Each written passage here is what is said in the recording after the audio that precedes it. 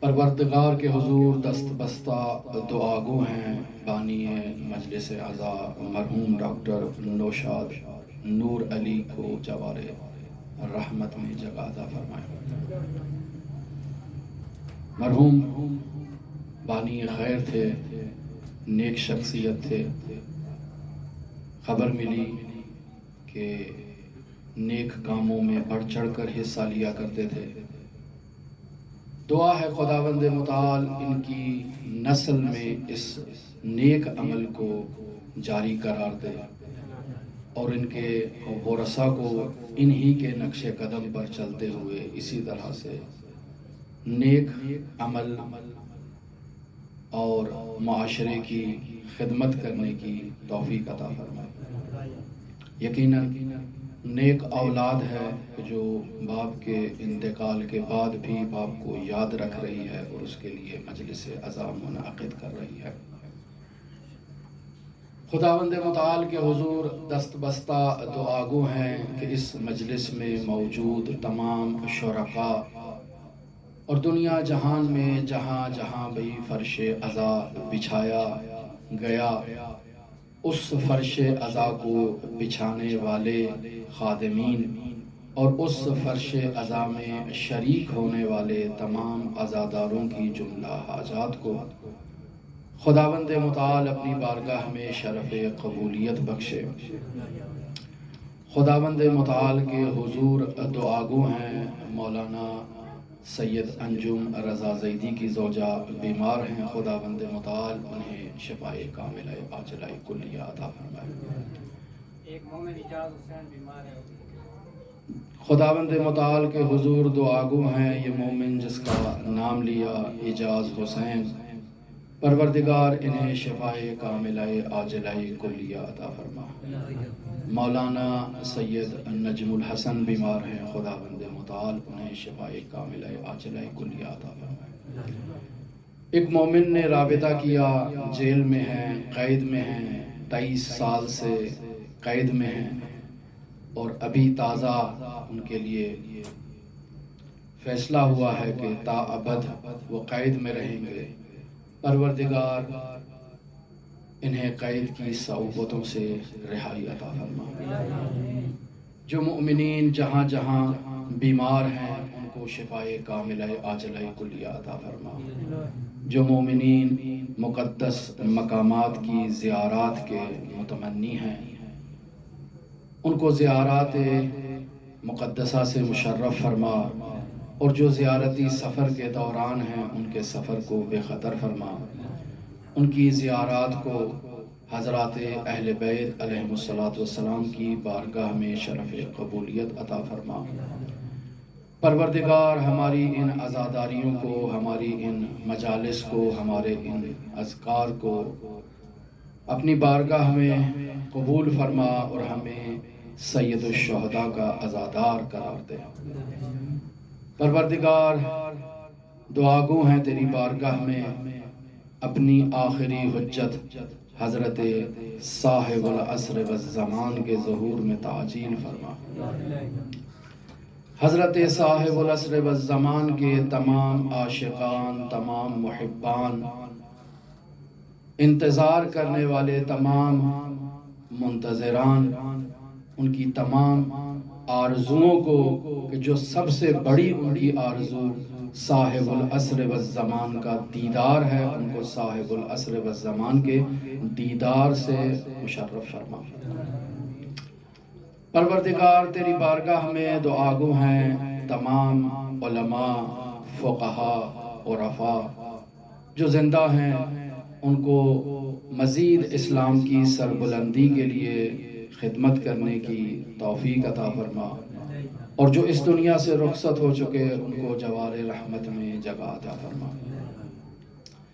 استغفر اللہ ربی واتوب الیہ، اعوذ باللہ من الشیطان اللعین الرجیم، بسم اللہ الرحمن الرحیم، الحمد للہ رب العالمین، الصلاة والسلام علی أشرف الأنبياء والمرسلين وعلى آله الطيبين الطاهرين المعصومين الذين أذهب الله عنهم الرجس وطهرهم تطهيرا.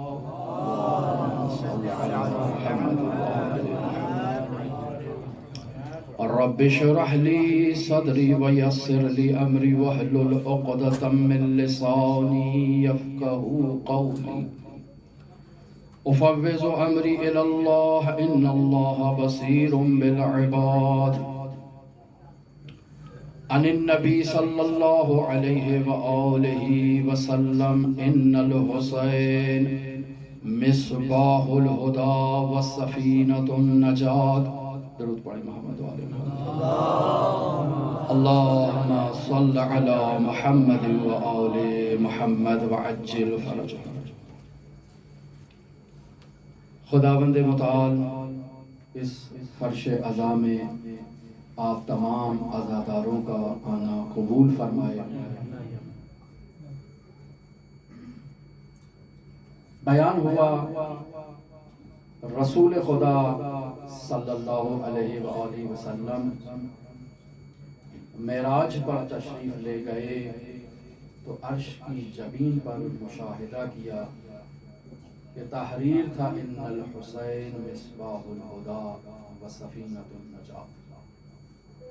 حسین ہدایت کا چراغ اور نجات کی کشتی ہے. جو حسین ابن علی کے دروازے پر آ گیا، جس نے یا حسین کہہ دیا، جو حسین ابن علی کے فرش عزا پر آیا، گریہ ازاری کی، آہ و بکا کی، حسین ابن علی کے غم میں شریک ہوا، وہ حضرت صدیقہ طاہرہ فاطمہ زہرا سلام اللہ علیہا کا مددگار قرار پایا. خداوند متعال نے اس کو ہدایت عطا کی. خداوند متعال نے اس فرش عزا کی بدولت اسے نجات عطا کی، اسے شفاعت عطا کی.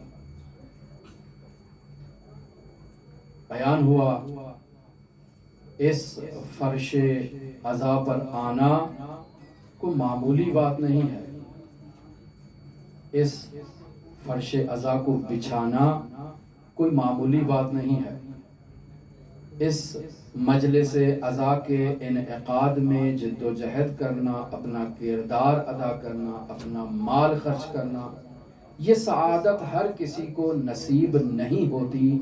صرف اسے نصیب ہوتی ہے جس سے صدیقہ طاہرہ راضی ہوتی ہے، جس کے مال کو ان مجالس عزا میں خرچ ہونے کے لیے شرف قبولیت بخشا جائے، وہی مجاز ہیں ان مجالس عزا میں اپنا مال خرچ کریں.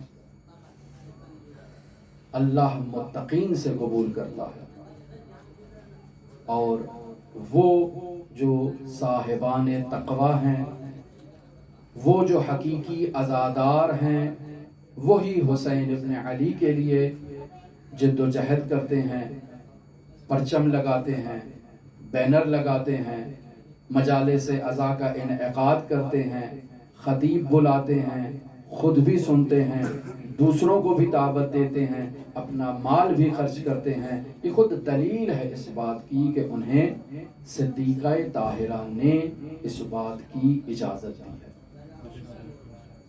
یہ وہ مجالس عزا ہیں کہ جن میں نورانی ہستیاں تشریف لاتی ہیں، اس میں شک نہیں ہے. بیان ہوا کہ علماء علم عرفان میں بیان کرتے ہیں کہ اگر انسان جذبہ الہی کی آغوش میں خود کو قرار دے دے تو پھر اس انسان کی ہدایت اور نجات یقینی ہے.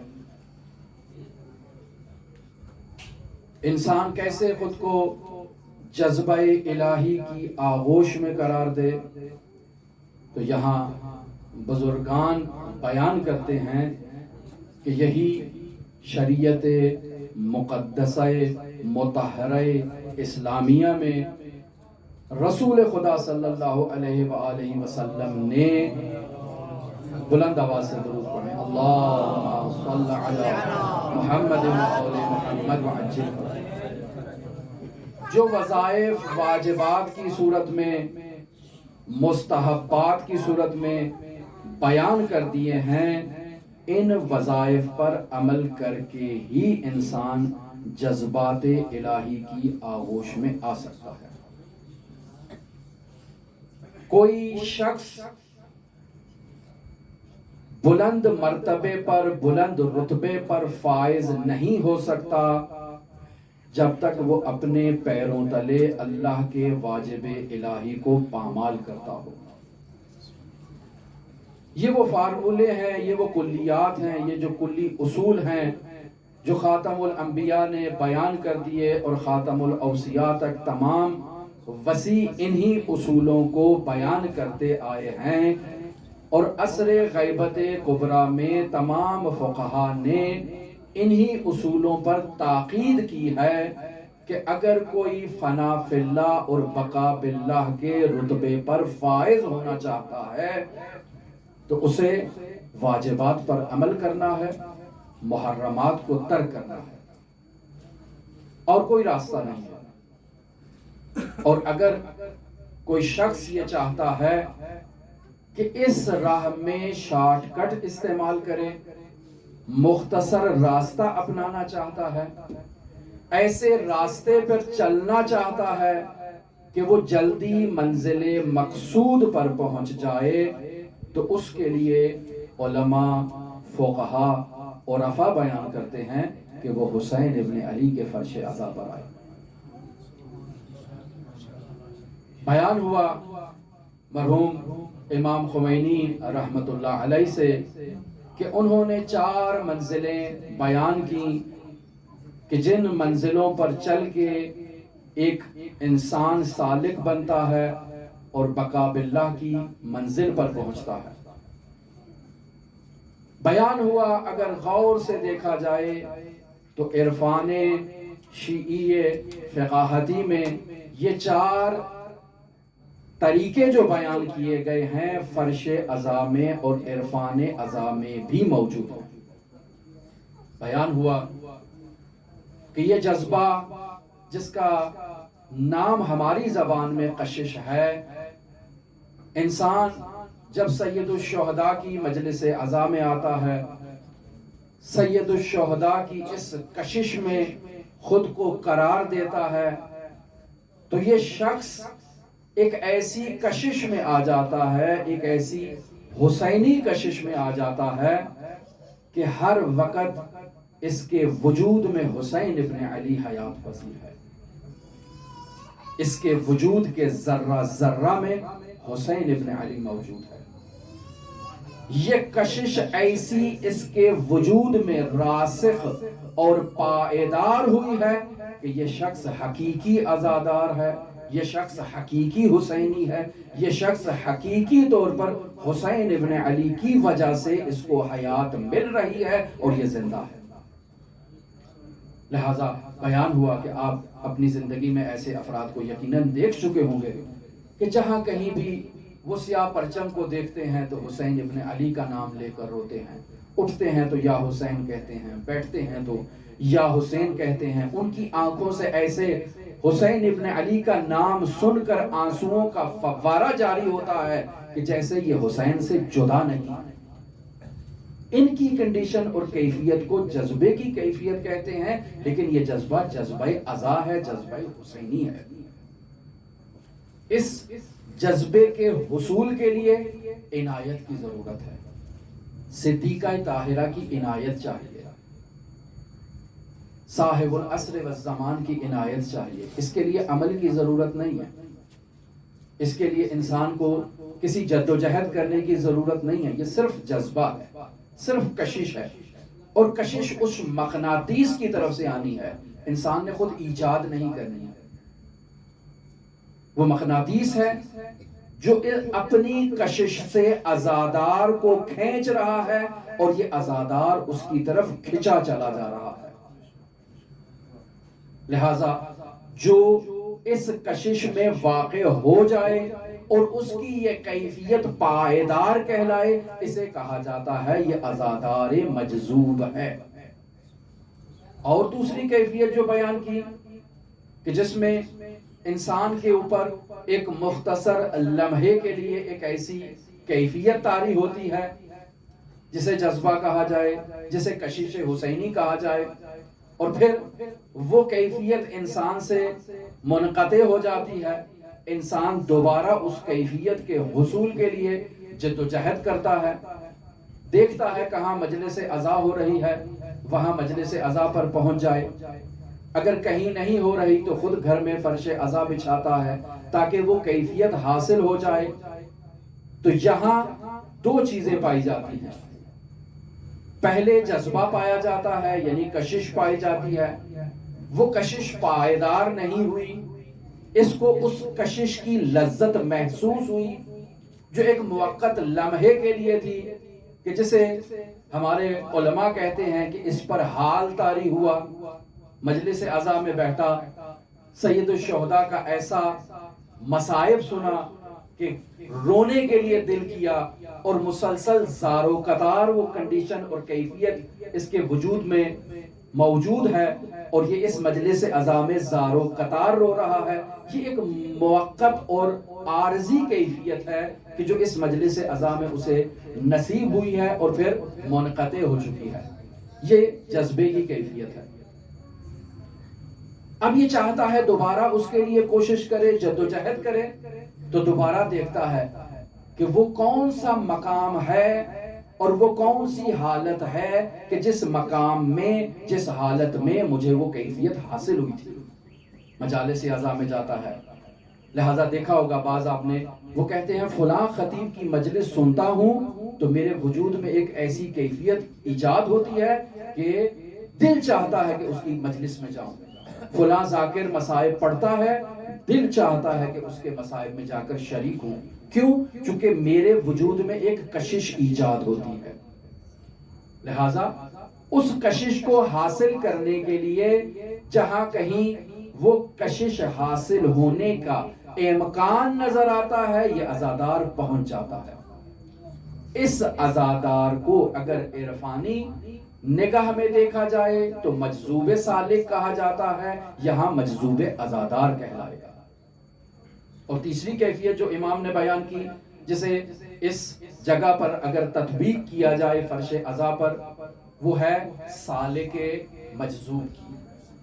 سالک مجذوب ایک ایسی حالت ہے کہ انسان پر پہلے کبھی کشش کی کیفیت طاری نہیں ہوئی ہے، لیکن اسے معلوم ہے، علماء نے، فقہا نے، بزرگان نے، عزاداروں نے بیان کیا ہے کہ اگر تم فرش عزا پر جاؤ گے خلوص کے ساتھ تو تمہارے وجود میں سید الشہداء کی ایک ایسی کشش آئے گی جو تمہیں سید الشہداء کی طرف کھینچتے لے جائے گی۔ یہ اس نے سن رکھا ہے، کبھی اس کے لیے یہ کیفیت طاری نہیں ہوئی ہے، لہٰذا یہ کوشش کرتا ہے کہ بزرگ علماء نے جو راستے بیان کیے ہیں اس جذبے کے حصول کے لیے ان راستوں پر عمل کرے تاکہ وہ کیفیت کشش کو محسوس کر سکے اور یہ اپنے اندر اس جذبے کو ایجاد کر سکے۔ بس یہاں بھی دو مرحلے ہیں۔ پہلا مرحلہ کیا ہے؟ خود کی جد و جہد ہے، خود کی محنت ہے، پہلے سے جذبہ اور کشش نہیں دیکھی ہے، خود کی محنت ہے، محنت کے نتیجے میں، جد و جہد کے نتیجے میں، توسل کے نتیجے میں، راز و نیاز کے نتیجے میں جذبے کی کیفیت تک پہنچ جاتا ہے۔ اسے سالک مجذوب یا سالک عزادار مجذوب کہا جائے گا۔ اور آخری وہ کیفیت کہ جس کیفیت میں یہ صرف جد و جہد کرتا ہے اور آخری وقت تک اس کو وہ کشش نصیب نہیں ہوتی، لہٰذا مجالس میں آتا ہے، نیاز پکاتا ہے، کھانا پکاتا ہے، بینر لگاتا ہے، فرش عزا بچھاتا ہے، سب کام کر لیتا ہے جو علماء نے بیان کیے ہیں، لیکن اس کشش کو محسوس نہیں کر پاتا، وہ کشش درک نہیں کر پاتا۔ لیکن ان تمام چاروں مراحل کو یہ حدیث شامل ہے. ان الحسین مصباح الہدا و سفینۃ النجات. حسین ہدایت کا چراغ ہے، نجات کی کشتی.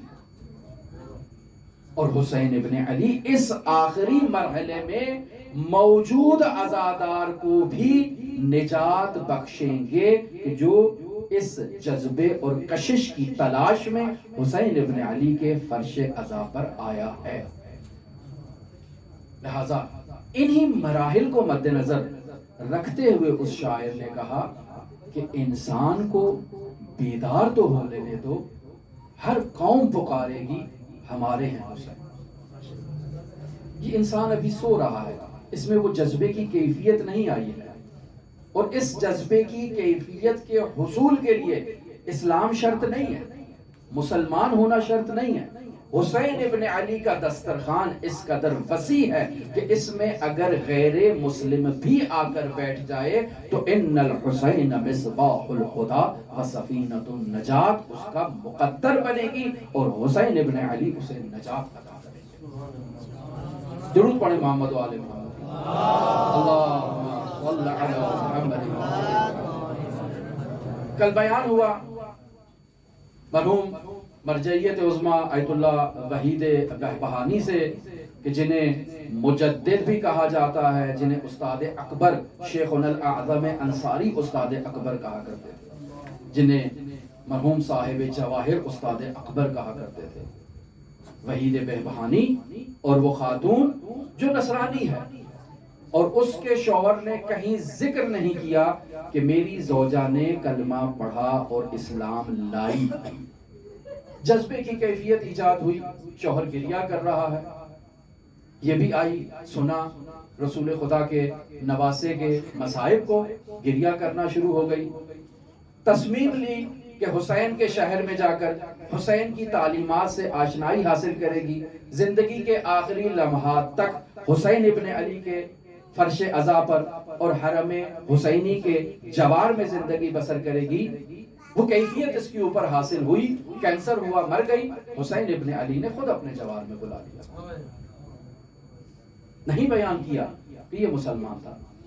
یہ ایسے موارد کہ جن میں جذبات کی کشش اور کیفیت غیر مسلموں میں ایجاد ہوتی ہے، یہ آپ علماء کا کام ہے کہ بحث کریں، جستجو کریں کہ اب اس کا کیا کرنا ہے. آیا یہ مسلمان ہے، زبان سے کلمہ جاری نہیں کیا، یہ مسلمان نہیں ہے، لیکن کشش ہے حسین ابن علی کی، نہیں جانتا تعلیمات حسین ابن علی کو. یہ کوتاہی میری طرف سے ہے اور ہماری طرف سے ہے اور ہم جیسوں کی طرف سے ہے کہ جس نے اس غیر مسلم تک وہ معارف نہیں پہنچائے، لیکن وہ تو جدوجہد میں ہے، وہ تو اس جذبے کی کیفیت میں آ چکا ہے. وہ واقعہ پیش آیا کہ ایک عزادار نصرانی تھا، عیسائی تھا، اور وہ پاکستان میں زنجیر زنی کرتے ہوئے شہید ہو گیا. اب لے گئے اس کو عیسائیوں کے پاس کہ بھئی یہ آپ کا ہے، اس کو دفناؤ. کہا نہیں، یہ ہمارا نہیں ہے، ہمارا ہوتا تو کلیسا میں مرتا، ہمارا تو نہیں ہے. آپ کی مجلس میں آیا، آپ کی عزاداری میں آیا، وہاں اس نے ماتم کیا، وہاں شہید ہوا. آپ جانے، آپ کا کام جانے، ہم نے دفن نہیں کرنا. اب مسلمانوں کے پاس آتے ہیں، کہتے ہیں اس نے کلمہ نہیں پڑھا، ہم نے نہیں دیکھا اس کے اسلام کو. تو یہ وہ مسائل ہیں کہ انسان خود دیکھے اور اپنے فقہا سے سوال کرے کہ ایسے مسائل میں کیا کیا جائے. لیکن یہ بات واضح ہے کہ اس شخص کو حسین ابن علی کی کشش کھینچ کے لائی ہے، اور یہ اب حسین ابن علی کی کشش میں یہاں تک آیا ہے، پس حسینی ضرور ہے. جیسے حسین ابن علی نے اس نصرانی کو نصرانی قبرستان سے نکال کر باب ساعہ کے نیچے اپنے حرم میں جگہ دی ہے، پس اس کا مطلب یہ ہے کہ حسین ابن علی کے دروازے پر اگر نصرانی بھی آ جائے تو وہ ایکسپٹ کر لیتے ہیں اور قبول کر لیتے ہیں اور اسے اپنی آغوش میں لے لیتے ہیں. درود پڑھے محمد و آل محمد کی صلاۃ. اللہم صل علی محمد. جذبۃ من جذبات الرحمن تعاضی عبادۃ الثقلین. جذبات رحمان میں سے ایک جذبہ ثقلین کی عبادت سے افضل ہے، اور فرش عزا میں آنے والے عزادار کا ایک آنسو فَإِنَّ الْبُقَاءَ عَلَيْهِ تَحُطُّ الْعِظَامِ، حسین ابن علی پر گریہ کرنا کبیرہ گناہوں کو زائل کر دیتا ہے۔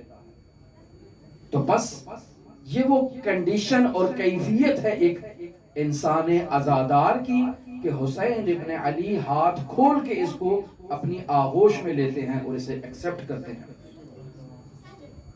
وہ تاجر ہے، بغداد سے اس کا تعلق ہے، تجارت کرتا ہے، کسی عقل مند نے اس کو مشورہ دیا، بصرہ سے تعلق تھا، کسی نے اس کو کہا تم یہاں کہاں چھوٹے سے شہر میں تجارت کر رہے ہو، جاؤ بغداد جا کر تجارت کرو۔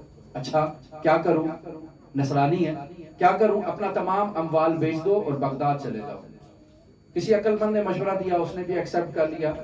راستے میں جا رہا ہے تو ڈاکو آگے تمام اموال اس کا چھین کے لے گئے۔ اب اس کے پاس نہ مال ہے تجارت کے لیے، نہ کوئی نام ہے تجارت کا، چونکہ اس کو بغداد میں تو کوئی نہیں جانتا، اپنی روز کی روٹی کھانے کا محتاج ہے۔ کیا کرے؟ اب دیکھتا ہے جہاں کوئی اس کو کھانے کو چیز مل جاتی ہے وہ کھا لیتا ہے۔ راستے میں دیکھتا ہے کہ ایک کاروان ہے کہ جو جا رہا ہے کہیں زیارت کے لیے، چلو ان کے سامان کی اگر حفاظت کی جائے، نگرانی کی جائے، خیال رکھا جائے تو 2 وقت کی روٹی تو مل جائے گی، کچھ نہیں بھی ملے تو۔ یہ کاروان حسینی ہے، حسین ابن علی کی زیارت کے لیے کربلا جا رہا ہے، نصرانی کو بھی ساتھ لے لیا کہ ہمارے سامان کی حفاظت کرنا، کوئی علی بابا کوئی چور ہمیں آ کر نہ پڑ جائے۔ خوب ٹھیک ہے جی۔ اب وہ تمام کاروان حسین ابن علی کے حرم میں پہنچ گیا، زیارت میں مصروف ہے، اور اس کو سامان پر بٹھا دیا، حفاظت کرو۔ رات کا وقت ہے، یہ سو گیا۔ عالم رؤیا میں مشاہدہ کرتا ہے کہ حسین ابن علی اپنی قبر اطہر سے باہر نکلتے ہیں اور اپنے زائرین کے دیوان کے اندر نام مکتوب کرنے والے شخص کو مخاطب قرار دیتے ہیں اور کہتے ہیں کہ جاؤ سب زائرین کے نام لکھ کے لاؤ۔ سب کے نام لکھ کے لاتا ہے، کہا نہیں لسٹ ابھی ناقص ہے، جاؤ پھر لکھ کے لاؤ۔ پھر جاتا ہے، لسٹ بنا کر لاتا ہے، پھر لسٹ ناقص ہے۔ امام حسین کہتے ہیں بار بار جو کہہ رہا ہوں کہ تم لسٹ ناقص لے کر آ رہے ہو، کامل کیوں نہیں لے کر آتے؟ کہا مولا لسٹ کامل ہے، سوائے اس نصرانی کے میں نے ہر بندے کو شمار کیا ہے۔ کہا اسے کیوں شمار نہیں کیا؟ کہا یہ تو نصرانی ہے۔ کہا بے شک نصرانی ہو، کہاں کھڑا ہے یہ تو دیکھو۔ اب جب نصرانی اس رؤیا کو مشاہدہ کرتا ہے تو بیدار ہو جاتا ہے، زار و قطار گریہ و زاری میں مصروف ہے کہ کاروان والے آتے ہیں، پوچھتے ہیں بتاؤ کیا ماجرا ہے، کیوں رو رہے ہو؟ کہا یہ قبر سے ایک نورانی ہستی نمودار ہوئی اور اس نے مجھے اپنے زائرین کی فہرست میں شامل کر دیا، مجھے بتاؤ یہ کون ہے، ان کا تعارف کراؤ، میں ان کا کلمہ پڑھنا چاہتا ہوں اور ان کے آئین میں داخل ہونا چاہتا ہوں۔ کہاں جا رہا تھا؟ بغداد۔ کیا کرنے جا رہا تھا؟ تجارت۔ قصد کیا تھا امام حسین کا؟ نہیں، لیکن فرش عزا اور حائر حسینی میں داخل ہوا، حسین ابن علی نے نجات عطا کی۔ فَإِنَّ الْبُقَاءَ عَلَيْهِ يَحُطُّ ذُنُوبَ الْعِبَادِ کبیرہ گناہ۔ ان الحسین مصباح الہدی وسفینۃ النجات، ہدایت کا چراغ اور نجات کی کشتی ہے۔ بس انسان کیا کرے کہ خود کو ان جذبات حسینی کی آغوش میں قرار دے۔ علماء کہتے ہیں کہ ایھا الانسان، اس بات کی طرف توجہ دو کہ انسان کی حقیقت اس کا مادی جسم نہیں ہے، انسان کی حقیقت اس کی روح ہے، اس کا نفس ناطقہ ہے۔ انسان کا نفس ناطقہ مادی نہیں ہے، مجرد عین المعدہ سے۔ جس قدر انسان کا یہ نفس ناطقہ ملکوتی ہوگا، اس کا اہل بیت سے رابطہ قریب ہوتا جائے گا۔ اب انسان کو کوشش کرنا ہے کہ اپنے وجود کو نورانی اور ملکوتی بنائے۔ بس کیا کرے؟ علماء کہتے ہیں کہ جیسے آپ دیکھتے ہیں کہ پتھروں کی اقسام ہیں، کوئی فیروزہ ہے تو کوئی عقیق ہے اور کوئی پہاڑ کا پتھر ہے جو کسی ارزش میں اور کسی ویلیو میں نہیں آتا. انسان بھی اسی طرح سے ہے. انسان ملکوتی بھی ہیں، غیر ملکوتی بھی ہیں، جو قابل ارزش نہیں ہے، جن کی کوئی ویلیو نہیں ہے. انسان اگر ارزش مند ہونا چاہتا ہے تو اس انسان کی یہ ذمہ داری ہے کہ وہ عمل صالح انجام دے جو اسے باارزش بنائے. اور ایام عزا میں سب سے بڑا عمل صالح اور عظیم عمل فرش عزا پر آنا ذکر حسین ابن علی کا. لہذا اس کشش کو حاصل کرنے کے لیے بہترین راستہ ان ایام عزا میں اپنی زبان کو تالا لگانا ہے. انسان خاموشی اختیار کرے، سکوت اختیار کرے. ایام حزن ہے، ایام مزاح نہیں ہے، ایام تمسخر نہیں ہے، ایام گردش نہیں ہے، ایام عیش و نوش نہیں ہے. انسان ایسے وسائل کے قریب ہو جو اسے عزادار دکھائے. امام رضا علیہ السلام سے جب اللہ صلی علی محمد جب اہل بیت سے ایسی کنڈیشن کے بارے میں پوچھا جائے کہ ہم بھی چاہتے ہیں کہ سید الشہداء کا عرفان عزا درک کریں، کیا کیا جائے؟ تو کلی فارمولہ امام رضا نے الصمت باب من ابواب الحکمہ، خاموشی حکمت کے دروازوں میں سے ایک دروازے کا نام ہے. خاموشی اختیار کرو. فإن الصمت یقصب المحبہ، انسان خاموش ہوتا ہے تو اپنے محبوب کی محبت کی کشش اس کو اپنی طرف کھینچ لیتی ہے. بس ہم جو ایام حزن میں مزاح کریں، خوشیاں منائیں، قہقہے لگائیں کہ بھئی فرش عزا میں غم منانا تھا، فرش عزا کے باہر تو گیدرنگ ہے، آپس میں بیٹھے ہوئے ہیں، عزادار ہیں، ٹھیک ہے، ہنس گپیاں کرتے ہیں، خوشیاں مناتے ہیں، قہقہے لگاتے ہیں، ایک دوسرے کو جوک سناتے ہیں، لطیفے سناتے ہیں. نہیں، اگر حسین ابن علی کے جذبے اور کشش کی آغوش میں آنا چاہتے ہو تو اپنی زبان کو کنٹرول کرو. حسین ابن علی کی محبت اور جذبے کی کیفیت کو حاصل کرنا ہے تو زبان کو تالا لگانا ہوگا. فرماتے ہیں کان ابی اذا دخل شہر المحرم لا یضاحک، جب محرم کا مہینہ داخل ہوتا تھا تو کسی نے میرے بابا کو کبھی ہنستا نہیں دیکھا. اور لوگ تو محرم کا اندازہ ہی اہل بیت کے گھر سے لگاتے تھے کہ جب ان گھرانوں سے گریہ ازاری کی، بکا کی آواز بلند ہوتی تھی تو معلوم ہو جاتا تھا کہ محرم کا چاند نظر آ گیا. لہٰذا اگر انسان چاہتا ہے کہ ان مجالس عزا میں حسین ابن علی کی محبت کی کشش کو جذب کر کے اس جذبے کی کیفیت کو حاصل کرے تو انسان کے لیے ضروری ہے کہ وہ ان آداب کا خیال رکھے جنہیں علماء نے اس فرش عزا سے متعلق بیان کیا ہے. درود پڑھیں محمد و آل محمد کی ذات پہ. اللہم صل علی محمد و آل محمد. آگے تھوڑا تشریف لے آئیں، آگے تھوڑا درود پڑھیں محمد و آل محمد کی ذات. اللہم صل علی محمد و آل محمد وعجل فرجہم. اللہ آپ سے راضی ہو. اللہم صل علی محمد و آل محمد.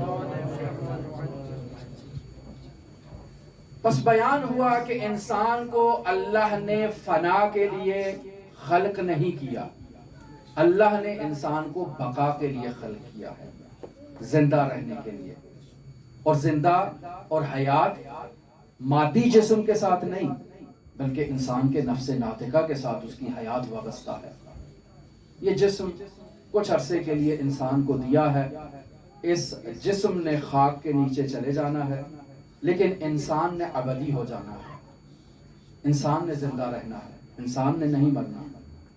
انسان کو اگر اپنی حیات کو اپنی زندگی کو نورانیت دینا ہے، اہل بیت کی حیات سے ملانا ہے، تو اس انسان کو عمل صالح کی ضرورت ہے۔ اور وہ عمل صالح وہی ہے کہ جو اس فرش عزا میں، عرفان عزا میں، اس عزادار کے لیے علماء نے، فقہا نے، عرفاء نے بیان کیا ہے۔ انسان کی ذمہ داری ہے کہ ان آداب کی رعایت کرے۔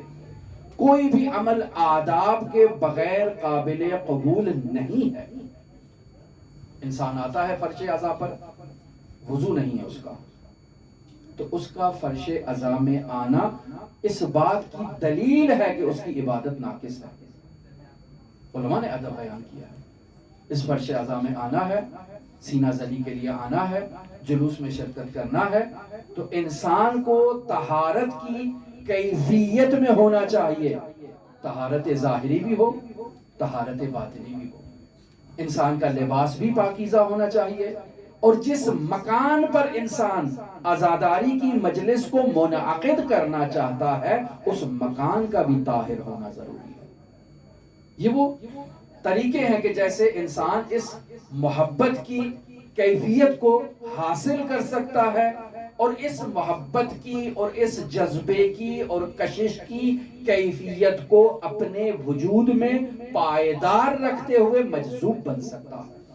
سید الشہداء کا لہذا انسان کو یہ چاہیے کہ وہ اپنی اس زندگی میں ان امور کو جو محدود امور ہیں، جو فانی امور ہیں، ان محدود اور فانی امور کو انسان نظر انداز کرے، زندہ و جاوید اور بقا رہنے والے امور کو، پائیدار امور کو، ان سے تمسک کرے اور انہیں اپنے وجود میں لے کر آئے گا۔ لہذا دیکھیں ہمارے علماء، ہمارے فقہا، ہماری بزرگ ہستیاں ان فرش عزا کو ایک خاص اہمیت دیتی ہیں۔ جب حکومت نے پابندی لگا دی فرش عزا بچھانے پر، تو مرحوم زعیم حوزہ علمیہ قوم شیخ عبدالکریم حائری کی کیفیت ایک عجیب کیفیت تھی، مرحوم آیت اللہ بہجت نقل کرتے ہیں۔ کسی نے مرحوم عبدالکریم حائری سے کہا کیا ہوا؟ ایک مستحب عمل تھا، حکومت نے بند کر دیا، کیا ہوا؟ کیوں پریشان ہو رہے ہیں؟ کیوں بیتاب ہو رہے ہیں؟ کہا تجھے نہیں معلوم، یہ وہ مستحب عمل ہے جس میں 1000 واجب پوشیدہ ہے۔ اگر یہ مجلس عزا برپا ہوگی اور برپا کی جائے گی تو وہ واجب احیا ہوں گے جو اس کے اندر پوشیدہ ہیں، وہ اسلام زندہ ہوگا کہ جو اس عزاداری میں اور ان مجالس عزا میں پوشیدہ ہے۔ بس اسلام کی بقا کا راز فرش عزا ہے۔ ماہر چداریم از محرم و سفر است، معروف جملہ ہے امام خمینی رحمت اللہ علیہ کا۔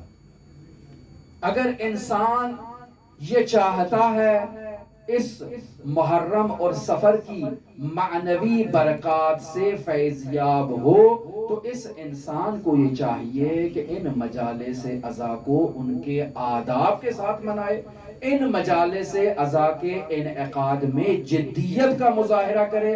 انہی سے انقلاب آیا بھی ہے، انہی سے انقلاب باقی بھی رہے گا۔ یہ جو معاشرے میں انحطاط کو مشاہدہ کرتے ہیں، بد اخلاقیوں کو مشاہدہ کرتے ہیں، بے پردگیوں کو مشاہدہ کرتے ہیں، اسلامی تعلیمات سے انحراف کو مشاہدہ کرتے ہیں، سید الشہداء سے دوری کا نتیجہ ہے۔ جس قدر سید الشہداء کی مجالس عزا کو ان کے آداب کے ساتھ منعقد کیا جائے گا، یہ انقلاب بھی باقی رہے گا، یہ اسلام بھی باقی رہے گا، اسلام کی تعلیمات بھی باقی رہیں گی، اسلام بھی زندہ رہے گا۔ درود پڑھے محمد و آل محمد کی ذات پہ، اللہم صل علی محمد و آل محمد۔ کچھ آگے آ جائیں، بعض باتیں لوگوں کو دشواری ہو رہی ہے، آگے بہت جگہ ہے۔ درود پڑھے محمد و آل محمد۔ اللہ اکبر، یا رسول اللہ، یا رسول اللہ، یا زندہ زندہ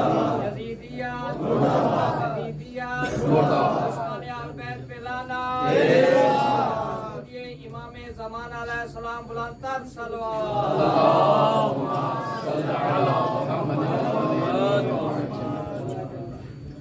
मरहूम आयतुल्लाह बहजत कहते हैं कि अज़ाए सैयदुश्शुहदा हर मुस्तहब से ज्यादा अजीम मुस्तहब है, हत्ता नमाज तहज्जुद से ज्यादा सवाब रखता है।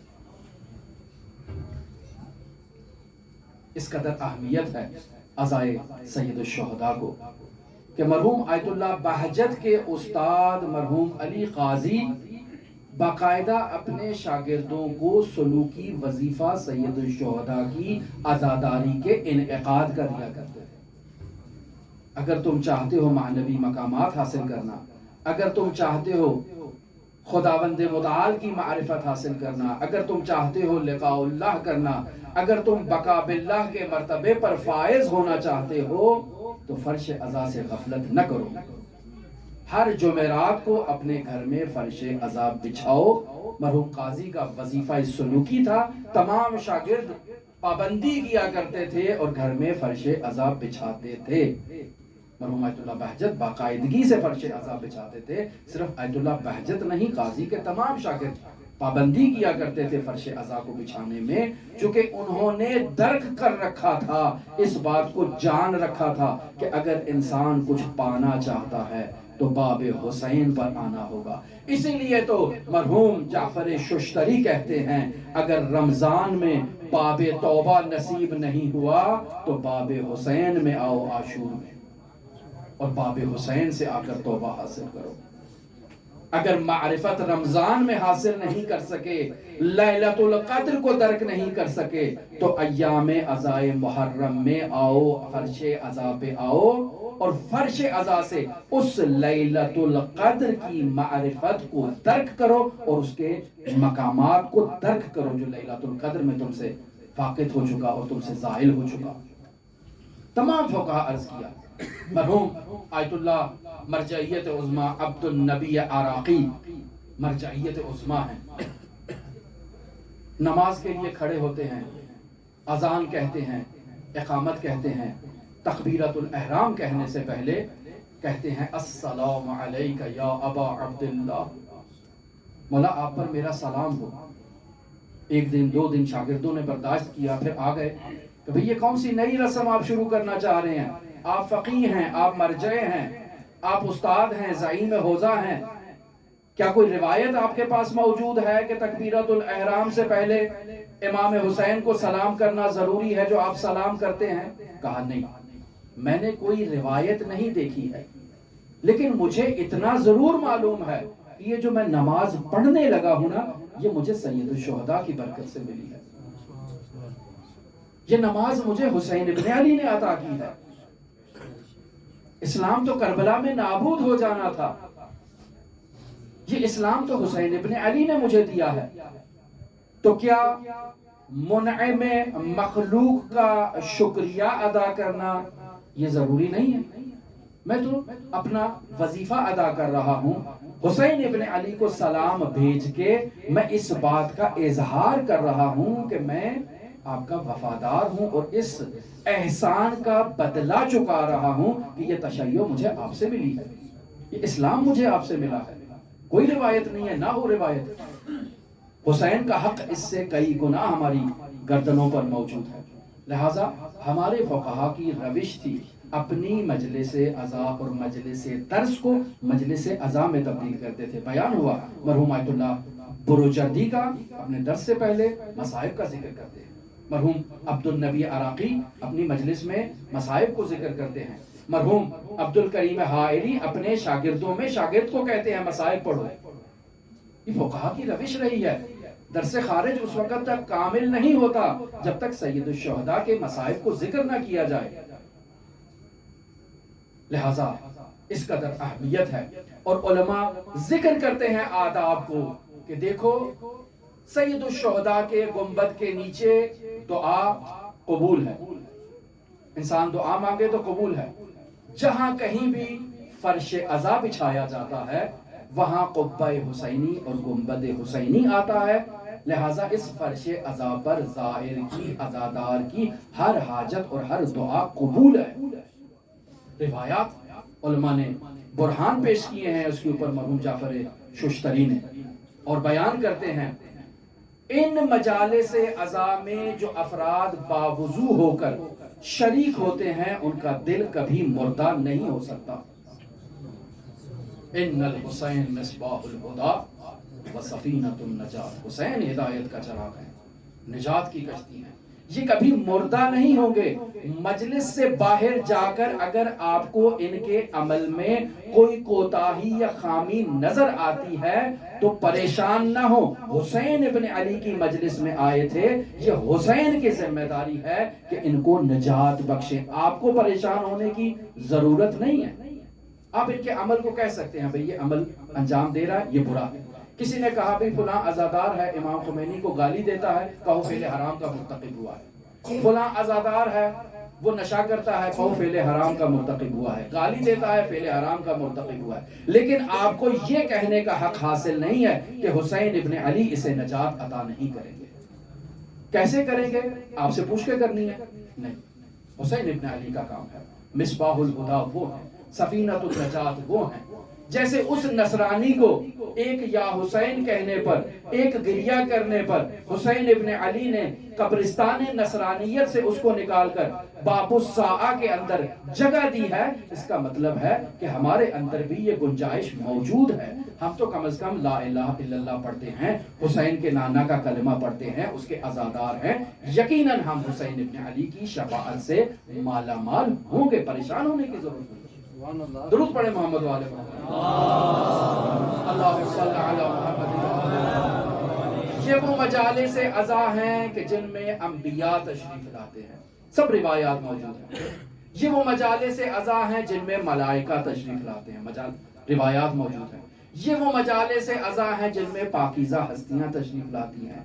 یہ وہ مجالس عزا ہیں جن میں علی و بطول آتے ہیں، جن میں صاحب العصر والزمان آتے ہیں۔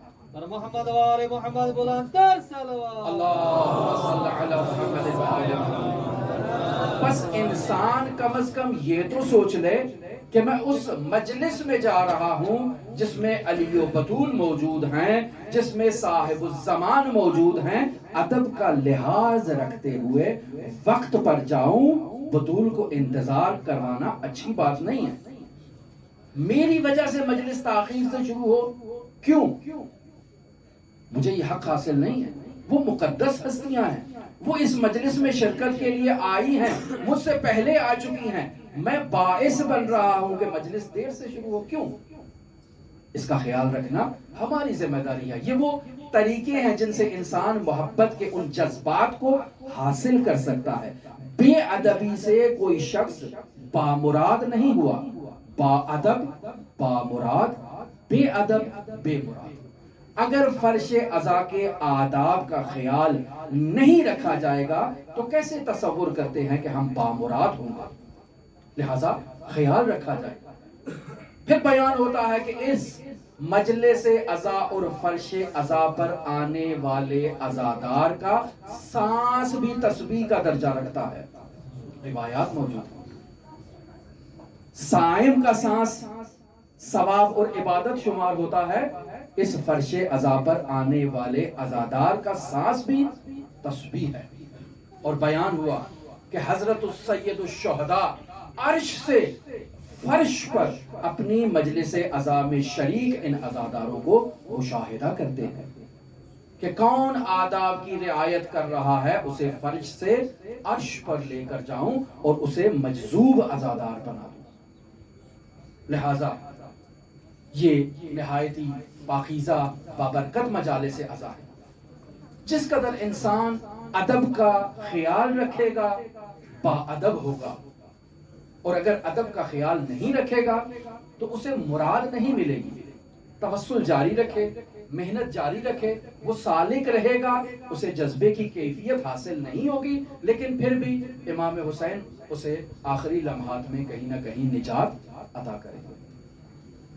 مرحوم مرجعیت عظمیٰ آیت اللہ شیخ سید محسن الحکیم آتے ہیں سید الشہداء کی زیارت کے لیے حضرت امام حسین علیہ السلام کے حرم مطہر میں زیارت کرتے ہیں، اور کہولت سن ہے، آتے ہیں اس طرف حضرت حر کی زیارت کے لیے، زری کو تھامتے ہیں، بوسہ دیتے ہیں اور کہتے ہیں ایھا الحر، مجھے آپ کے اوپر 3 امتیاز حاصل ہیں جو آپ کو نہیں ہے، 3 فضیلتیں مجھے حاصل ہیں جو آپ کے پاس نہیں ہے۔ پہلی فضیلت مجھے آپ کے اوپر یہ حاصل ہے، میں فاطمہ کی نسل سے ہوں اور تو فاطمہ کی نسل سے نہیں ہے۔ اے حر، مجھے یہ اعزاز بھی حاصل ہے کہ میں فقیہ اہل بیت ہوں، تو فقیہ اہل بیت نہیں ہے۔ اور اے حر، مجھے یہ امتیاز بھی حاصل ہے کہ ہزاروں لوگ دنیا میں میری تقلید کرتے ہیں، میری پیروی کرتے ہیں، جبکہ تو صرف 1000 افراد کا سپہ سالار تھا۔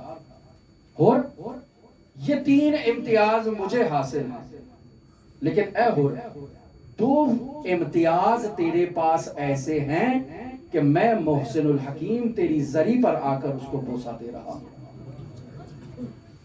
پہلا امتیاز تجھے یہ حاصل ہے کہ تجھے سید الشہداء کی ضمانت ملی، تو سید الشہداء کی شفاعت سے مالا مال ہے۔ اور اے حر، تجھے دوسرا امتیاز یہ حاصل ہے کہ تیری پیشانی پر بطول کا رومال باندھا ہوا ہے،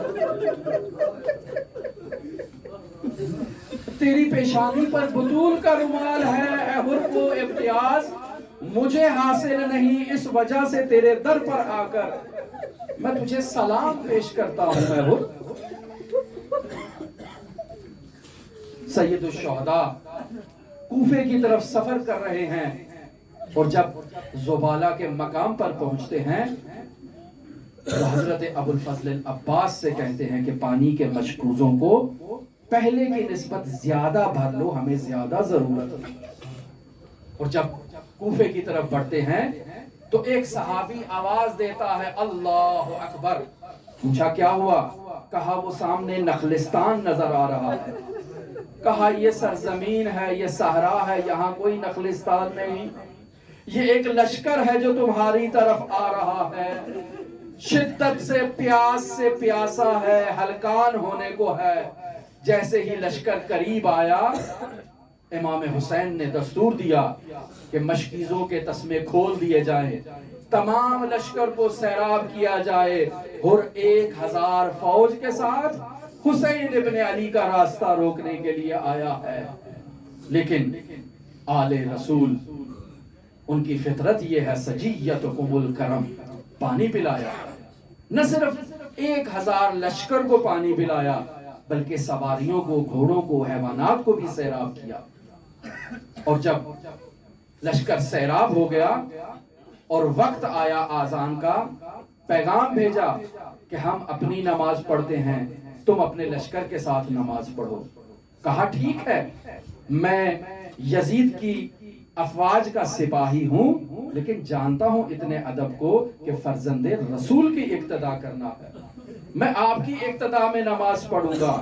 ایک نماز جماعت قائم ہوئی، اور نماز کے بعد جب سید الشہداء اپنی سواری پر آ کر سوار ہوئے اور دوبارہ سفر کا ارادہ کرنا چاہتے ہیں تو یہی حر ہے، آگے بڑھتا ہے، سید الشہداء کی اس سواری کی لگام کو تھام لیتا ہے جو عربوں کے ہاں بہت بے ادبی شمار کی جاتی تھی۔ سید الشہداء کہتے ہیں سکولت کا، اموں کا، تیری ماں تیرے اوپر گریا کرے، تو کیا کرنا چاہتا ہے؟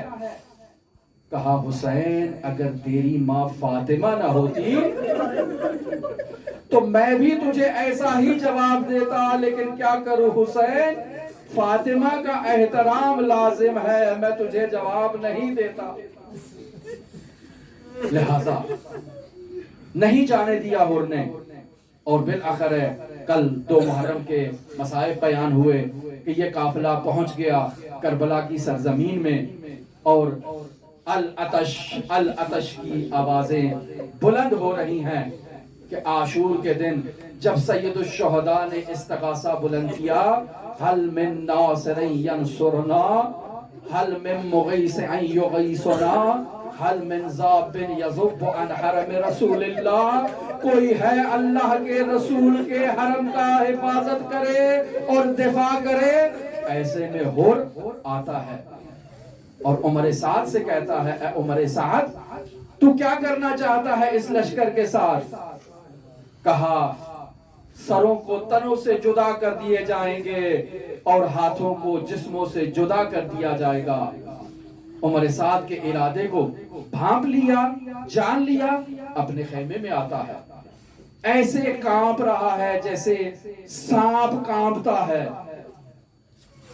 اور صحابی نے پوچھا، ساتھی نے پوچھا، اے ہور اگر کوئی مجھ سے سوال کرے کہ کوفے کا شجاع ترین انسان کون ہے تو ہور میں تیرا نام لوں گا، کیا وجہ ہے، تو کیوں کانپ رہا ہے؟ کہتا ہے میں خود کو جنت اور جہنم کے درمیان دیکھ رہا ہوں اور میں جہنم کو انتخاب نہیں کروں گا، جنت کی طرف جاؤں گا، لہٰذا باہر نکلتا ہے، اپنی سواری کو خیام حسین کی طرف موڑتا ہے اور ایک انداز میں آتا ہے کہ جو عربوں کا ایک مخصوص انداز تھا۔ عرب جب نادم ہوتے ہیں، جب پشیمان ہوتے ہیں تو اپنی زرہ کو الٹا باندھ لیتے ہیں۔ بعض کے رسم ہوتی ہے کہ وہ اپنے جوتوں کو اپنی گردن میں آویزاں کر لیتے ہیں، بعض کی رسم ہوتی ہے کہ اپنے ہاتھوں کو اپنے سروں پر ڈال لیتے ہیں۔ حر نے ان تمام رسومات پر عمل کیا اور آیا خیام حسین کی طرف، راستے میں اللہ کی بارگاہ میں دعا کر رہا ہے، اے میرے پروردگار میں نے آل رسول کے دلوں میں کرب کو ایجاد کیا، میرے اللہ مجھے معاف کر دینا۔ اور جب خیام حسینی کی طرف آتا ہے تو سید الشہداء کو مخاطب قرار دیتا ہے، کہتا ہے السلام علیکہ یا ابا عبداللہ حل لی توبہ، کیا میرے لیے بھی توبہ کی گنجائش ہے؟ اور میں وہی حر ہوں جو آپ کو کربلا میں لایا، اور میں وہی حر ہوں جس نے آپ کے خاندان کے دلوں میں اضطراب کو، رعب کو، وحشت کو ایجاد کیا، کیا میرا گناہ بھی معاف ہو جائے گا؟ امام نے جواب دیا، حر تیری توبہ قبول ہے، حر آ جا نیچے، اپنی سواری سے اتر جا۔ کہا نہیں، میں اپنی توبہ کی قبولیت کے لیے آپ سے اجازت چاہتا ہوں، مجھے اجازت دے تو اشکیا سے جہاد کروں۔ امام نے اجازت دی، حر میدان میں آئے اور 18 افراد کو واصل جہنم کیا۔ حر کو ضربت آئی، سواری سے نیچے آئے، ابا عبداللہ حر کے پاس آتے ہیں، حر کی پیشانی سے خاک کو دور کرتے ہیں، حر کے پیشانی سے خون کو جدا کرتے ہیں، اس قیمتی رومال کو جو صدیقہ طاہرہ کا رومال تھا حر کی پیشانی پر باندھتے ہیں اور حر سے کہتے ہیں، اے حر تو اس دنیا میں بھی حر ہے، تو آخرت میں بھی حر ہے، جیسے تیری ماں نے تیرا نام حر رکھا، حر تجھے بشارت ہے جنت کی۔ یا حسین